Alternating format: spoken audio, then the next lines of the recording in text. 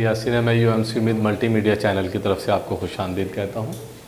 आज हम biology class 10th का लेक्चर नंबर 28 डिस्कस करेंगे। Nerves are the union of several axon that are involved by covering of leopards.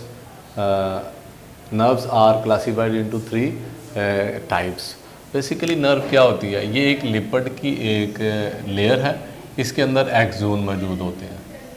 सारे axon का एक बंडल आ जाता है, बेतहाशा एक्सोन इकट्ठे हो जाते हैं और उसके ऊपर एक लेयर जो है वो फैट्स की, लिपिड्स की आ जाती है। तो एक्सोन का ये जो बंडल है इसको हम नाम देते हैं नर्व। इसकी 3 कैटेगरीज होती हैं। पहली कैटेगरी कहलाती है सेंसरी नर्व्स। सेंसरी नर्व वो होती हैं जिसमें जो एक्सोन है ना वो सेंसरी न्यूरॉन के हों। एक्सोन सेंसरी न्यूरॉन के अगर सिर्फ एक्सोन मौजूद हो, ना मोटर के हो ना इंटरमीडिएट के हो, तो ऐसी नर्व्स को हम नाम देते हैं सेंसरी नर्व।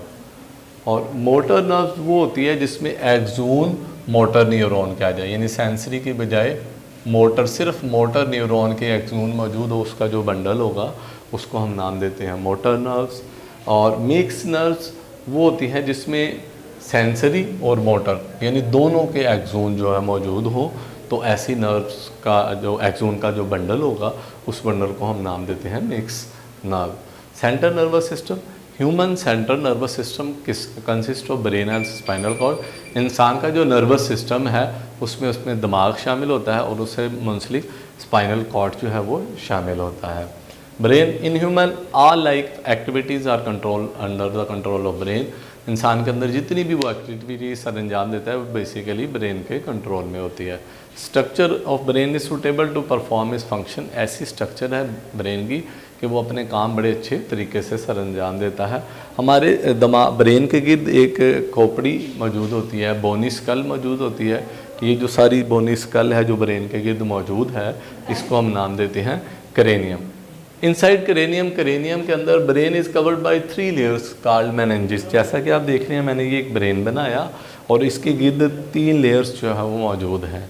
दिमाग के गिर्द जो 3 तहें मौजूद होती हैं, ये तीनों तहें मेनिंजेस कहलाती हैं।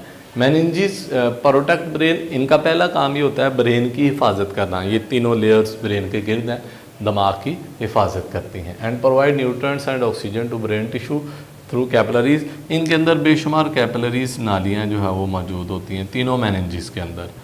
ये मेनिंजेस क्या करती हैं जी? ब्रेन को फूड भी देती हैं, न्यूट्रिएंट्स भी देती हैं और ऑक्सीजन भी ब्रेन के सेल्स को जो है वो देती है ताकि ऑक्सीजन ब्रेन के सेल्स ज़िंदा रहें और सर्वाइव करते रहें।